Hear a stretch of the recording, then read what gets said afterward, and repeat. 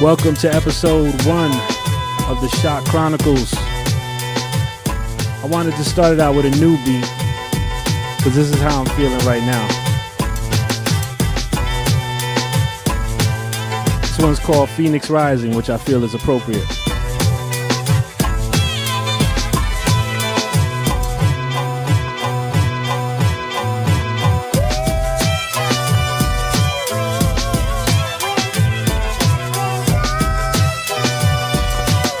This one actually reminds me of my boy Jay Blend. Rest in peace. Spoke to Genovese today. Had a good conversation.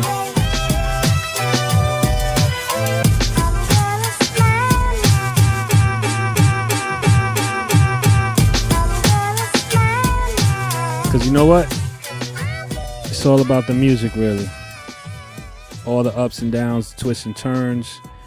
That's what the Shok Chronicles is about. But at the end of the day, it's about the music.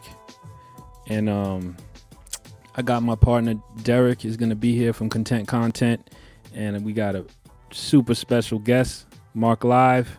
And we're going to talk about the record Rampage. And but before that, I'm going to do like a little intro. I think I'll let this beat rock in the back a little bit there. And that intro is basically going to talk about why I'm doing this. And here we go. Sometimes we walk around with a lot of baggage on the road to life. Being free of a lot of what I have been carrying around is one purpose of the Shok Chronicles. You see, you've heard the story minus my contributions, minus me. As a quiet, soft-spoken person in a world of enormous egos driven by status and the almighty dollar, it's easy for someone like me to disappear into thin air. Lower that music. It's a little too serious for music to me. They say that history belongs to the victors, but I say that times have changed. And now even someone like me, who historically had no voice, now has one. My motivation is self-healing, sharing my truth, and the fact that Rough Riders has stated on record that I am ungrateful and lucky that they signed me, because I was nobody before they discovered me. And what is interesting is that is the exact reason that I decided to start the Chronicles in 1993 with my first major release before Rough Riders was even in the conversation of hip hop. And that's why I brought Marc down so we can talk about that record.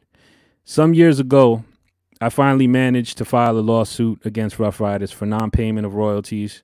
They literally, to this day, keep the payments that labels send them on my behalf. Maybe that's why, despite other producers being interviewed for the upcoming Rough Riders Chronicles on BET, and my attempts to contact the documentary producers directly didn't make any difference. I guess wanting to get paid my producer royalties for the legendary work I did for them is just too much to ask in their entitled point of view. Or maybe it's because I called Swiss out for completely biting my beat with Arab music and not even crediting me. When I brought it to his attention on IG, he said, if anything, Arab was inspired but bit a track and showed me love. Again, those in power have a sense of entitlement. Their egos are so gigantic that they feel you should be grateful even when they rob you and profit off of your hard work and creativity. He also said I was salty. And yeah, maybe I am a little bit. Wouldn't you be? I started my journey in music in 1984 as a 10-year-old DJ when biters were not respected. Your name, integrity, style, and work ethic meant everything. Despite the obvious pitfalls and injustices that I have faced in the business of music, I do not regret 1 minute of it. After struggling for 16 years, I made my biggest record, Slippin' by DMX, a record that charted #1 on pop charts and in people's hearts. A song that just last week, 22 years later, Snoop Dogg said, it feels like a freezer in here. I got so many goosebumps. And X said, this is the realest shit I ever did. At 10 years old, a dream formed in my heart. And at 26 years old, I achieved it. And in return, Rough Riders wants to erase my legacy just because I want my royalties. No, my music will never die. My impact is still felt, and I will see you in court. Welcome to the Shok Chronicles, episode number 1. And I'm going to bring in my co-host. Hey, what's up, Derek? Hey, Mike. Hey, can't hear you. Oh. Now I hear you. All right. Thank you for having me, man. Thank you, man. Thank you for being my support over here, man. Me and you, we built a really tight relationship on content, and I really appreciate you being here. It makes a big difference for me because this is not an easy thing to do, man. I would imagine. And thank you for saying all the things that you've said. And something that I hope will get revealed in all of these episodes is truly what an artist you are, man. Thank you, man. And as you had mentioned, the proof is in the pudding. You can watch videos on YouTube with millions and millions of views that are you. You did those. Thank you. Yes, sir. And, obviously we're going to go through the story of how you came to be the person who had so much music in your soul, you had to let it out. And I will be fascinated to know those things. We're going to talk about a release. This would be your first actual release, 1994, 1993. I thought it was 94, but I was mistaken. It was actually 1993.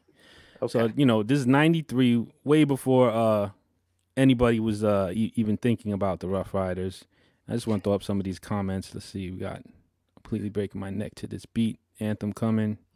Shameful. Respect. What's up, Eric? Wow. That's going way back. Yeah, Carlos. So, yeah, man, I want to introduce a good friend of mine. We've stayed connected after all these years, since 93.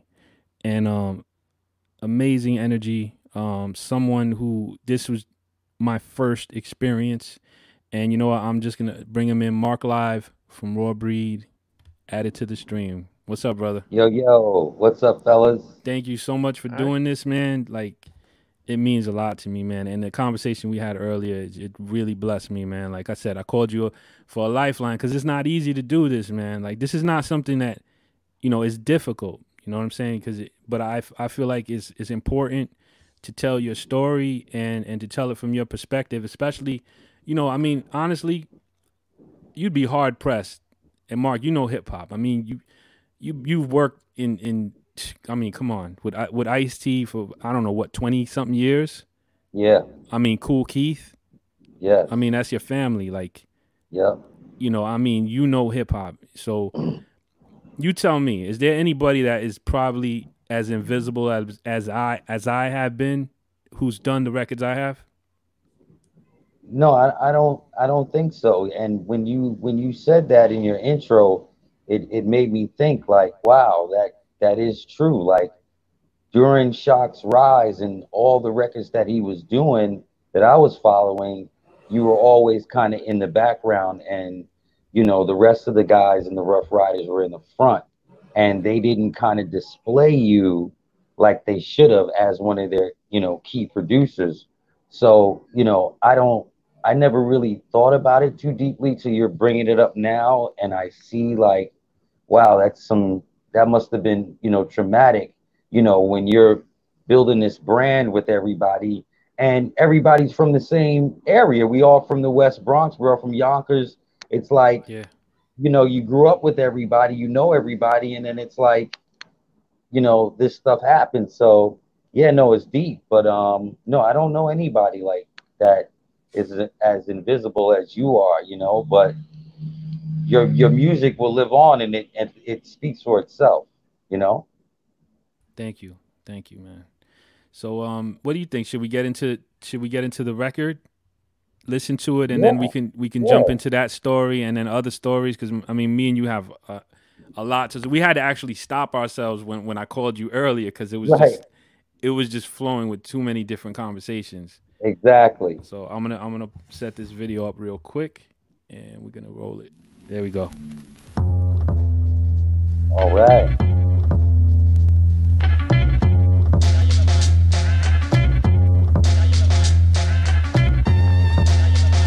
What's up, Dan?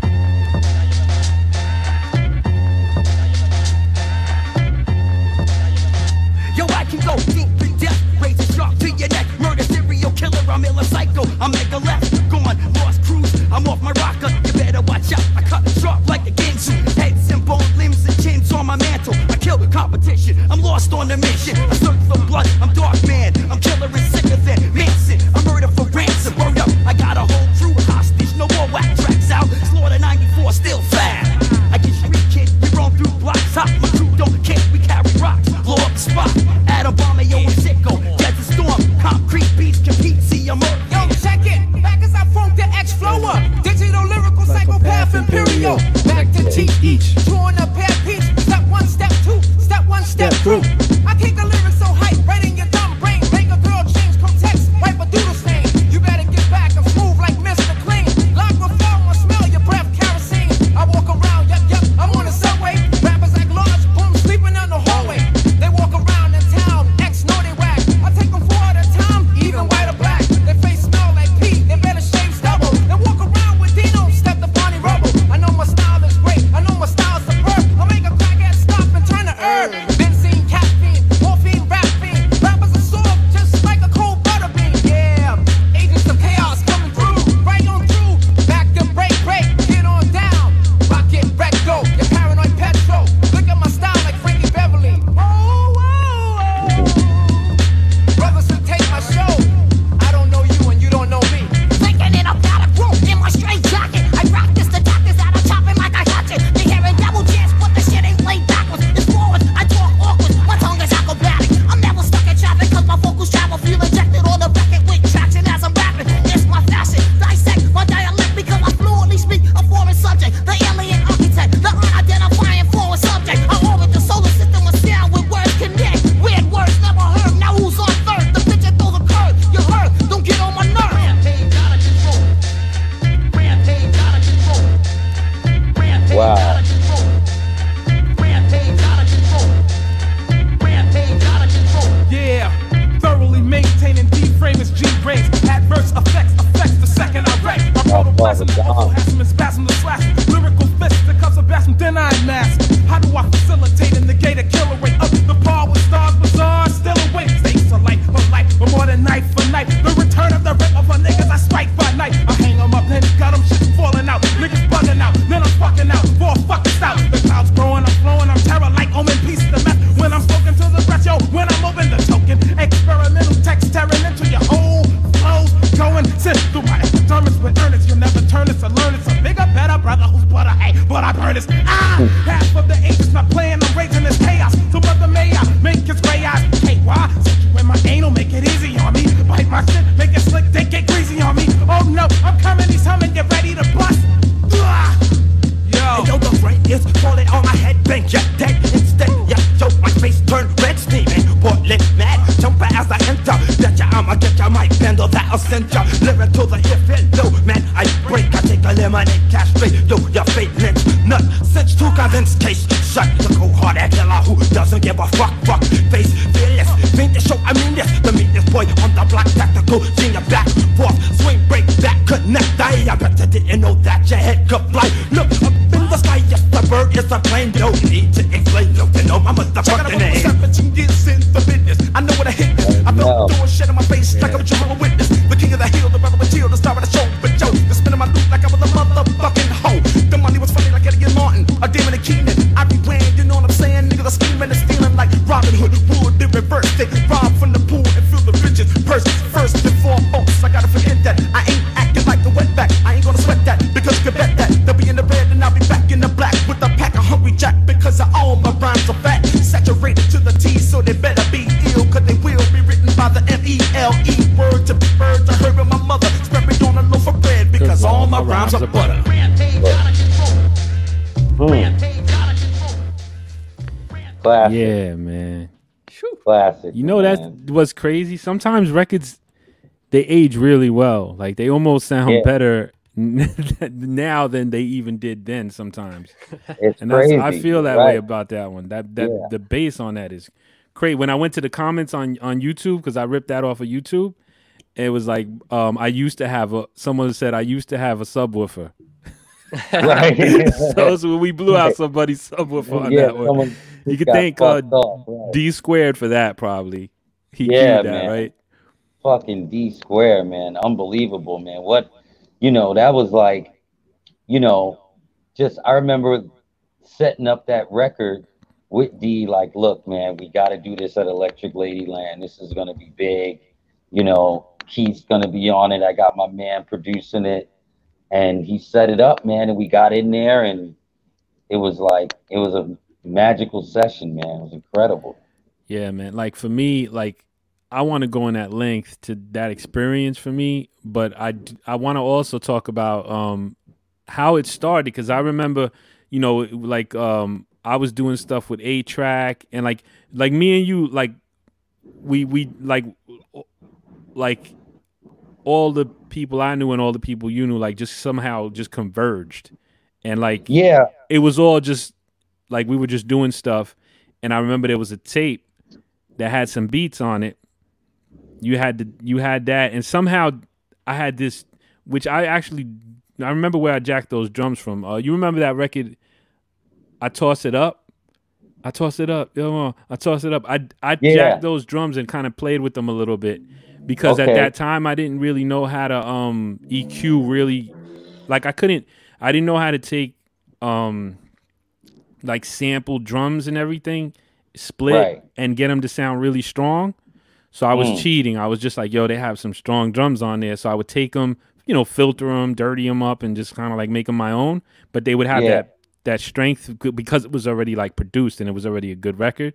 So I was Yeah. doing that at that time, and I remember I looped it, and I remember you had a beat on there already or something, but you felt like I remember we talked, and you were like you just felt it wasn't like grimy enough, and Right. am I remembering it Well, right? no. Well, It was something I like remember coming to your spot. Yeah, I remember coming to your spot, yeah, and we were listening to tracks, and then I heard that bass line, that boom, boom, boom, bang, boom, boom, boom, I was like, that's the record. That's the one we need right there. You know what I'm saying? So I remember you playing me the record at your house. I don't know if it was coming off of a tape or it was coming off of the drum machine. But I remember you had your setup and we was down in the basement yeah, that and was we the were basement. listening to stuff in the basement. And then I heard that record and I was like, that's the one I want to go with. Like, I want to go with that one. That shit right there is like perfect for what we need to do. And you had it. And it was like, and then you put my own voice sample in the record. So I really wanted the record because I'm Yeah, like, he was sampled that my from own Rolling? voice. Was Perfect. that from Rolling Deep? Rampage out of control. Where did we Rampage get out of that from? control to get paid everything. No, it was Rampage out of control is it's on the record on the Looney Tunes album. Oh, It's okay, on that's right. yeah, it's on I think Hit 'em with a Pie. One Yeah, of the records. I say Rampage out of it's out of control to control. get paid every day. Yeah, and then you just took it and I was like, oh, whoa, this is really getting on. I'm fighting for this shit. You know. Man, So, but what I was thinking about when we were talking earlier was like the way that the rise of everybody at that same time, those early 90s when Raw Breed was forming and we had Alex and Nick, and then we were coming around and it was, J Biz and 8 Track and Al B and those guys, and they were DJing and they were doing clubs and shit at the time, and they were bringing records, and you were there, and we was like we were all like kind of posseed up and would go and like hang out at Al's house and listen to records. And then like I kept hearing from um Jay Biz and them like, yo, Shock. Like Shock yeah, is like, probably yo, Amori too. Amori too. I'm sure he was Amori, in yeah, your ear heavy Amori. too. Amori was in my ear heavy. Like, on Peace to Amori, you know what I'm saying? Like, he was a big part of like making the connections and stuff. Like, because Amori, he didn't have no fear. He was like, yo, Marc, you got to get around these people. So it was a great thing, and it was like we were all from the same neighborhood.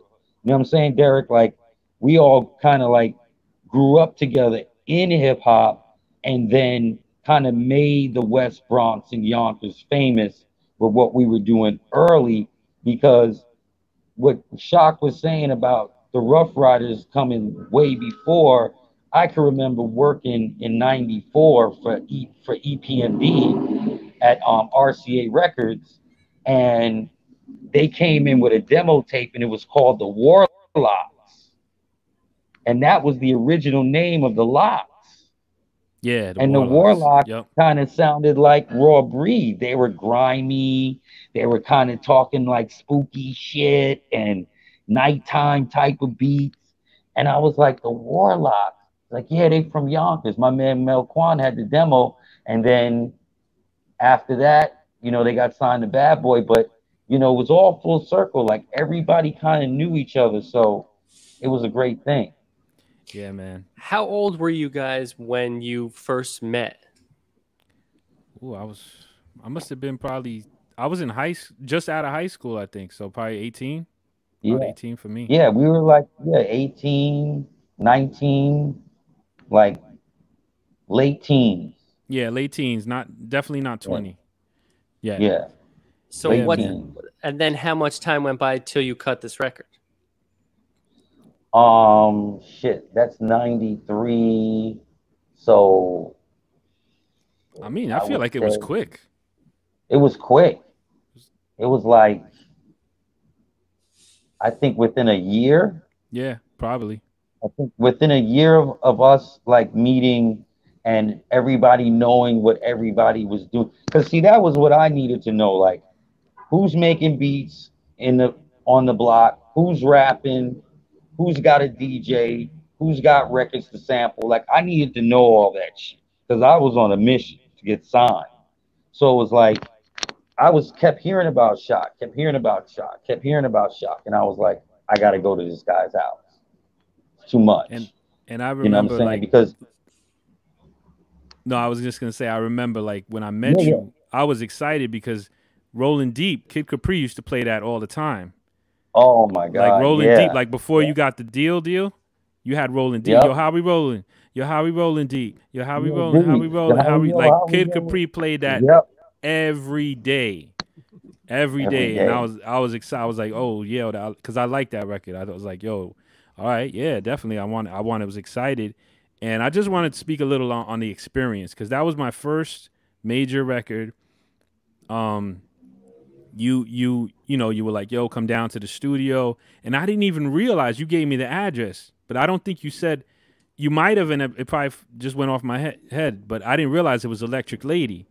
I, You know, I, yeah, yeah, and I just went to the yeah. I don't think village, I and even mentioned Electric Lady because back then, yeah, I'm just in the village and I'm walking and I'm like, oh snap, this is, Jimi Hendrix. And I'm like, oh my God. So I was blown away off that. I go inside and I saw, how it was.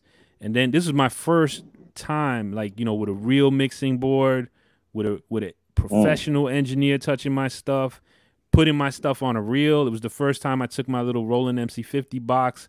I hooked it up to the SBX and I learned how to sync it. And then and that's why I think I remember there was a beat under previously because he had to sync it and match it to the time code for some reason because the lyrics were already done. right, And then so he right, synced it up. right. And yo, that experience, man, I will never forget it. And on top of that, like I was telling you, like Kool Keith. Remember, I started DJing when I was 10, and I was recording Red Alert, and I was like intensely into Ultramagnetic, like ridiculously. Like I even remember like Kool Keith's promo for Red Alert, 98.7 Right. kiss upon the table of the record that he's holding aside in one table I am able to MC testing musically. Like I know the promos he made for Red. So The like promo, yeah. so for No, me to forget just about it. go in there, do a song with Kool Keith, and then Melle was on there, and then you guys who were like an up and coming group who I liked your stuff too. It was crazy, man. Like it was huge moment, and that's one of the things, with the music, people think about money, they think about success, they think about, but I tell you, man, that memory, it's gonna sound corny to people who are like hyper ambitious and who are like, Right. just want to be on top of the world and look down on people who don't sell more than, X amount of records.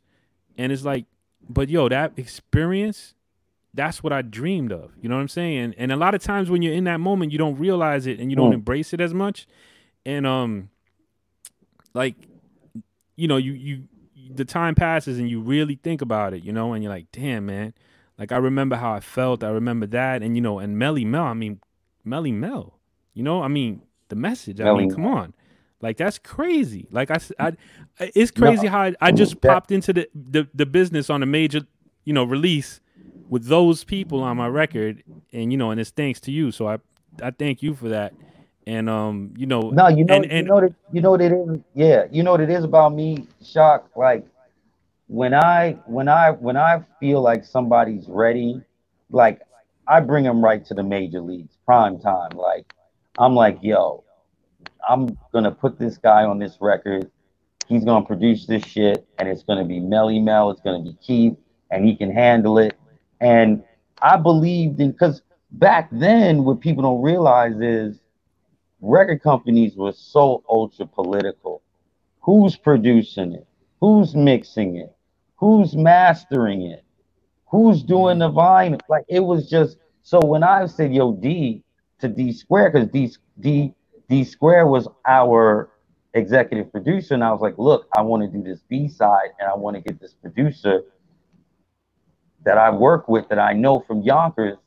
I want to get his beat. And he was like, who is he? Like, what is he? You know, what has he done? I'm like, he's done shit, you know, from our neighbor. Like, I was just selling you, like, yo, he's done shit for everybody. Yo, don't trip. This is this shit. And when he heard the track, he was like, yo, okay. So, you know, it was like it was a full circle thing, man. And it was like I was really happy that it went down the way it did, and it became a record where, you know, 20, 25 years later, people are still buying it in Japan and listening to it, and they love it, you know what I'm saying? And it's like, that was the beginning of how you started, how, you know, Raw Breed was evolving, and that was our first posse cut with all those guys, and, you know, and we're from, it's not like you're from Sacramento, California, and I'm from Virginia. Like, we're from the same block. I could walk to your house from Broadway. Yeah. You know? So it was like Broadway just goes right there. Goes right there. So it was a weird thing how we all connected and became professionals in the music business. Like top level people in the music business, you know? So I think it's great. Yeah, man. So Mike, yeah, go ahead. Can I ask? Yes. When you say like I started DJing at 10, what do you mean by that? What did that look like? What's the technologies you're using there? I had a. How are you a 10-year-old DJ? Well, it sounds crazy, right? Well, my sister found. I don't doubt it with you, man, but I just want to know. Yeah, no, my sister found, because I had been asking for equipment, believe it or not, it's probably since I was 8. So you should have been an 8-year-old. Yeah, DJ. and I was even buying doubles of records for when I had equipment. So I would go to the record store and have 2 copies because I used to like religiously listen to Marley Marl and Red Alert, and I knew that you needed two of the same record to go back and forth and stuff. So I would buy two of the same record before I even had turntables. So then finally, my sister Isabel's boyfriend found someone's like basically giving away some turntables, but let me tell you, they were beat up. Like, I know why they were giving them away. They probably got them the whole set for like $20. Yo, it was a Spectrasonics mixer, which probably nobody's ever heard of, and I've never even seen it again. And it was so beat up, and then it had the belt drive turntables, but the belts were all messed up, so it would wobble. So it was just a mess, but I was so happy. But that was my first thing, and then I learned how to, like, you know, I would trick the turntable to make it like stop wobbling. I found like I would push something in the middle, and it would stop wobbling, and I'm like, oh, you know, I figured that out, and I made it work. And it was just my little like laboratory, you know, and I put it all together, and then I kept doing that, and then, you know, I graduated to like a little bit better of a setup, and on, and it went from there. And you know, I loved it, man. It was a passion, you know. It was something that hip hop was a gigantic part of my home because my brother was connected with like New York City Breakers. My cousin, he was like an electric boogie artist, and like I mean he was nice. And then so I would see them, and then my sisters, so they would all go to like Funhouse, Roxy, like all those like 1983, Yeah. 84 clubs, and they would come back and they would be talking about yo they played this, and they would buy me records. So like my brother bought me breaks, like he bought me the Jimmy Castor bunch. He bought me like, which is to this day my favorite record. Um, and so I was like being inadvertently schooled in the culture, like not on purpose, Right. not like hey we're gonna school you in the culture. Like I was just inadvertently being drawn into it because it was so exciting. Like one time I even remember my brother came in with his boys. They moved the furniture in the living room and they put baby powder down and they started practicing and I started playing music. Man, that right there, and I'm probably 11, 12. It was so the Yeah. energy was just amazing, and that's why music, and music was also an escape for me. It was also, from everything that was going on, at home, everything, like music, it was something that just, it took my attention.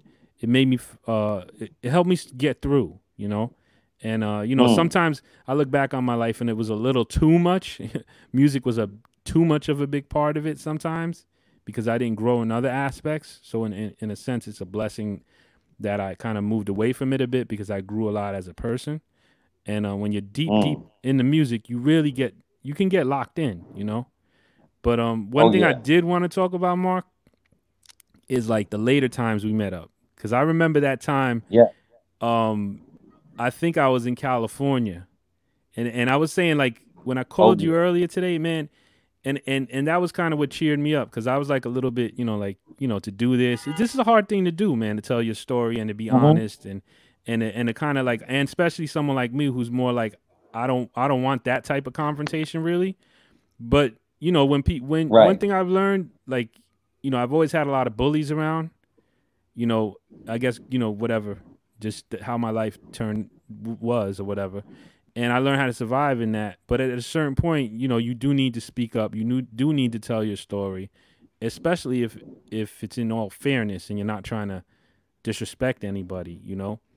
And when I Right. talked to you, you cheered me up right away because you told me that story. Right. I mean, somehow we started talking about it, and it was like when I was in California and I was at Enterprise and I had this giant room where I'm just sitting there making beats. This was probably like somewhere around X's second album, maybe. And you stopped by Right. because you were in Cali, Yeah. and I yo, man, was. you I you was. I cheered was me up in. so much. Man. I was in Cali. I was walking down Sunset by myself trying to go get a Carney's hot dog, and I see Amari, and he's like, "Yo." I'm like, "Yo." He's like, "Yo, you out here?" I'm like, "Yeah." He's like, "Yo, we at the studio. Come roll with." I'm like, "Okay." So get in the car. I'm going into this complex, like, this shit is like a Star Trek episode, big SSL octagon board, probably 96 inputs, big Asperger's on the wall. Shok's got like every piece of equipment you could think of, like, and there's a bottle of Hennessy right there. That's And right. I'm like, Yes. yo, this motherfucker made it. I'm He's a through. king I'm now. like, that big bottle of Hennessy. He's got every drum machine. He's got everything. I'm like, I'm through. I'm like, shocked you. And then I go into the other room, and Eve is in there working on some shit. So he's got Yeah, two man. studios going. Eve is in one room writing, and then you doing some other monstrous shit in the big room, and everybody's around, and I'm like, yo, this is what this shit is. This is what it is. I'm like shocked. And I know when we were talking, you were like, I didn't even realize at the time the magnitude of that. But it's like, think about now and then. Like, Yeah. we were able to get in studios and work all night, all day in a professional atmosphere. And then those records actually come out. And it was like, it was a whole nother era. Now it's just who knows? Like I'm still trying to figure out what's going on out here right now. But I remember going and seeing you and being like, "Yo, he did it." I mean, the Hennessy's here. It's on. Once the big giant bottle of Hennessy's Yeah, in the man. room. No, I Well, remember no, you. it was Like you were so yeah. animated. You were like trying to wake me up because I'm like all into my beats like usual. Like that, I was so single minded, bro. Like anybody that knows me could tell me I was just about music, just about music. So I'm not even noticing nothing. And you kind of shook me up that day, and you were like, "Shock, don't you understand?" He was like, "You're like a rock star right now." And you just looked around and you were like, "Don't you look? You're in this studio. You're this, And I don't remember. It's hard to remember back that far if it was Enterprise when it was that I was there, like what album, but because we went back and forth a lot to California, Yeah. but yeah, I remember that moment very well, man, and it was a good moment. Oh, it was classic, man. I'll never forget it. It was like, and like I said, secretly I followed your whole career. Like, even though we weren't working together and I had started peeling off into really becoming Kool Keith's #1 producer myself. Like once Keith had like realized that I could actually make beats and kind of make them the way where we could kind of collaborate and he could play and I could program, then I just kind of went into that mode after Raw Breed kind of broke away from each other after Warner Brothers when we had to deal out here. But I was following everything you were doing, Flip Mode, the Imperial, all that shit. And I was just like, wow, this motherfucker's killing shit. Like, the Drag On record, like, and the style, and for me, like, the way I don't know what's not not the basement, but when you started working with Rough Riders and you were in that other studio and you had your own room, what Oh was yeah, that? that was on Sawmill. Yeah, that was my studio that I had over there. Yeah, I moved. I had to move out of the basement because my parents moved, and then I opened up a studio on Sawmill River Road, which later I stayed there. I don't know, maybe 8 years, 9 years, and then I kind of sold it over to D Block, which then it became the D Block studio.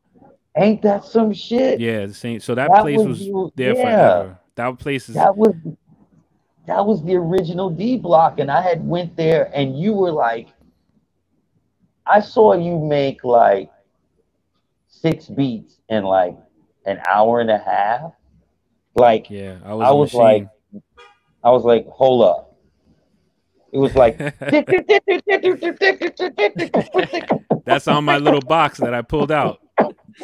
That's my little box. and you were doing that, and it was like once you were doing that, then you'd save it, get on the S950, do some other shit, save Yeah, it, that was me, do man. save it. I'm like, damn, how many beats did you do? You like, I just did 6. That's a light night. I'm like, so I was always hanging out with you. If you can recall, my black ass was always around, like in between Raw Breed stuff or me going on the road or doing whatever. I'll be Yeah, around you, I like remember. in We would always connect. Like in between somewhere along the line somehow. yep, We always bumped yep, into each other. I remember that for sure. always, always. And I would hear what you were doing and the progression. And, you know, like for me, I saw I heard of the success and slipping and all this stuff. And I was like, I'm talking to A-Track. He's got a platinum record in his house from Eve. And I'm like, well, shit, everything is fucking grand and gravy, right? Like, everything looked great around the block. Yeah, But man. yeah, man, it's like, like this thing, man, this business, man, it's like, I remember real quick, I remember my first deal, the Loon Tunes album that you worked on with us. And I remember my lawyer saying, look, the label wants me to offer you guys a publishing deal. So I said, what's that? They want to buy your publishing for the next 10 years for $20,000. So I'm Oh like, man. $20,000? He's like, Mark, please do not sign that deal. Oh And he man. started to tear. Oh my This God. was my lawyer who was working for the label. Dang. They hired him to be our lawyer. Yeah. So you Not know not what that kind of uncommon. deal. Not that uncommon. Yeah. Yeah. So he's like, Terrible, but not uncommon. don't do this. Don't, like, God. And we fist fought after that. Like, my guys were like 20 grand, but it would have been 10 years of everything we would have ever done, all our publishing. Yeah, man. And we were only on that first label continuum for 2 years. So the fuck, 8 years after that, Yeah, man. That's how they were giving them out, man. It's that's how terrible. they were giving them out. Yeah, man. And You know? like one of the things too that motivated me like to do this too was the other night, the DMX and Snoop battle. And me and you talked about that too earlier. And it was Yeah. like, I mean, it's crazy, like, to be as invisible, as I've been, and to have made, such a record, that it to this day, 22 years later, they do a versus. X says this is the realest shit or the best shit I ever made. I don't remember his exact words. And then Snoop comes out and he says that it's like a freezer in here. I got so many goosebumps. It's like, to this day that, that record is I mean, I'm so thankful, like despite like the story you're talking about and how the business is, to anybody out there, who's I'm trying to throw a little content in here, Derek. To Yeah. anybody, who is aspiring, I just want to say something, which is don't do it for the money. And you get caught up. You can be on the humble and as quiet as I am and everything, but when you get in the business, you kind of get dragged into that whole thing, whether you want to or not. You kind of get dragged into it because it's kind of that race, that rat race that everybody's in. And stick with the music, stick with the love of the music. You might make money, you might not make money, you might make just enough money, you might not make any money, you might make a ton of money. But if you do it for money and you equate your success and what you're doing with that, you're probably not gonna succeed. And honestly, you gotta really love music. You got to. Like, if you're gonna pursue this, because there's gonna be so many. Like, look at me. I'm 45. Like, I'm not expecting this, what I'm doing right now, to turn into all of a sudden tomorrow I have some big deal or something like that. This is purely for the love. It's to talk. It's to talk to you. It's to tell my story, so that for other people, it's to to live it out, and to make sure my voice is heard from my standpoint, from my career. And I just want to say that to people up and coming, because people ask advice, this, that. Just you got to do it for the music. You can't do it. You might get a good deal. You might get some good people in your corner. You might get some bad people in your corner. And that's why I want to emphasize that. Although what I said in the beginning, and I really want anybody who's caught this at the late, watch what I said in the beginning, because it's the most, in my opinion, as great as this talk is, for me personally, that's the most important thing that I said, during this whole show. And I planned it out, and it has a lot of meaning to me. And at the end of the day, you gotta love it. I mean, Mark, you're still in music. You still doing it? Look, man, I'm still doing it because of just what you said. I love it.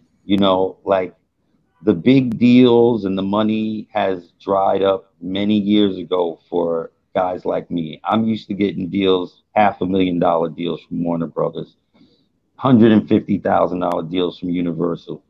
Big deals. Like, those things have dried up many, many years ago. And I had to find a way to stay in the business and stay relevant to the people that felt that my skill level was something that they could utilize.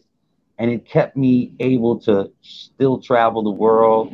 I got a brand new label through Sony Orchard called Legends Recordings. We just did a record with you, Shok, last year. We're doing another record coming out this fall. Like, I stay in the business because I love it. And the fact that I love it, these opportunities come to me. And, I don't need to put on a show for anybody. I don't need to, you know, be this guy that is rolling around and trying to act like I'm whatever. I'm just a dude that's like, look, when I was a kid growing up and I wanted to get out the Bronx and I wanted to do something, music came into my life. I didn't know about money. I didn't know about fame. I didn't know about airplanes. I didn't know about models. I didn't know about none of that shit. It all came, but I didn't know about it. And I just loved the fact that I was doing something that made me feel special. It made me feel like, wow, like I can do this. Like I can put some music together. I can rap. I can put words together. And people are giving me feedback and they like it. And, to be honest, the business didn't really start getting funky till I got my first deal. Before my first deal, everybody was sleeping in each other's houses. We were all going to the studio together. It was just fun. Nobody worried about. As soon as that first contract came, Yeah, things oh change. my God, Yeah, things changed. I got some things change stories. I got some too. Yeah, Yeah, yeah. man. So it's like, I would say, man, for like anybody coming up, just do it. Now it's easy, man. Kids can go and just get a garage band, Pro Tools, FF7, whatever, and just get started and just make records. Put this shit up on Spotify. You don't need a record company anymore. You don't need a budget. You can just do the shit yourself and build Yeah. your audience and work your fucking day job. Take your girl to the movies. Do the right shit. And then when you got some weekend time, go in the studio and put out a fucking record on Spotify or whatever. And you're good to go and build your audience. You don't have to Yeah. go through what me and Jock went through. Like the money was great. The airplanes were great. The hotels were great. Hearing our shit on the radio was great. The parties were great. But it came at a cost, you know? And to this day, I'm not getting my just due royalties from situations that I did. But what can I do? It's like I learned a lesson that now moving forward, if we control what we're doing and we don't need the organization anymore. See, we lived for the organization. I did it Hmm. myself. I needed to be part of a gang. But sometimes when you're in a gang, there's only so far you can go. So my whole thing now is like me being 46, we the same age, man. Yeah. Me being Yeah. 46, I'm gonna take my new label and I'm just gonna put out the records that I love to put out and just do the shit that I love to do. I'm like, Shock, you want to put some shit out, put whatever you want out. It's all good. We're just doing shit. And it's like, fuck it. I don't care. You know what I'm saying? Because it brings me joy to not have that static on me. When I'm worrying about, oh my God, I got to pay this back. I got to recoup this. Am I getting my royalties? Am I getting my mechanicals? Am I getting my publishing? You know. So this is what we learned, and I think, man, like this podcast you're doing and these episodes, people need to know the history of how this business is and what guys like us went through and how they can avoid the pitfalls and have a better experience and at the same time learn from the good shit that we did because Shock, at the end of the day, you left your mark. You mean you can't even see your wall as many gold and platinum records you got. And it's like because you went in and I saw you do 6 beats in an hour and a half. So that Yeah. means by the end of that night, you probably had 26. Yeah, I would So I would lock out. That's the you truth. you're a machine. You're a beast. I was like, this motherfucker's on a whole nother level. Like, and that's why you were successful. And I'm glad to be a part of this first episode. I'm grateful for you guys thinking about me, and Shock. We've always been great friends, and we've done a lot of shit individually and together. And I'm just like happy that we're all here through all this crazy COVID shit, and we're able Yeah, to man. get on this podcast and talk about the good old days. Yeah, and I figured I'd bring this up in the back because this is what we recently did with Smooth. Oh yeah. Uh-oh. Woo! Yeah, I'm still working, people. I never took my That foot is- off the gas. I Nah, still work. that's Vince's job.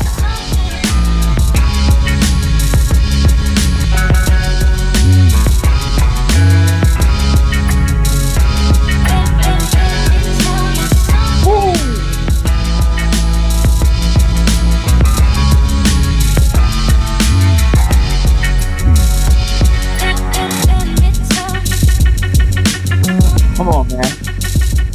That Still shit got is my foot on bananas. the gas, man. You still foot got is on that the big bass. gas. I too. haven't stopped. Yeah, I'm Oh, still no, breaking it's- subwoofers. Oh, it's madness, man. Oh, I loved mixing that record. Oh, it was dope. Dope. Yeah, man. Well, thank you, man. Feels like we're coming to a close, and we did good time too. We're just under an hour, and thank you again, Marc, and thank you, Derek, Well, thanks. for Yes. for supporting me, and because this was definitely tough, especially that intro. But I had Man. to say what was on You my had to. mind, and that's something I should have said a long time ago, like a really long time ago. But that we're all different. For one, something that's easy for somebody else is the hardest thing for someone else. But Shock, and I know you know this. God does things in His time, Mm-hmm. and this is your time. God, we know. I'm a very spiritual person, and this is God's way, and God is saying, okay, Shock, now it's time for you to let people know, and He's got your back. I always got your back, and sky's the limit, my brother. Sky's the Thank you, limit. brother. Thank you so much, man. So on that note, All right. man, this is the end of the Shok Chronicles episode 1. Thank you all for tuning in, and we will catch you next time. Yeah.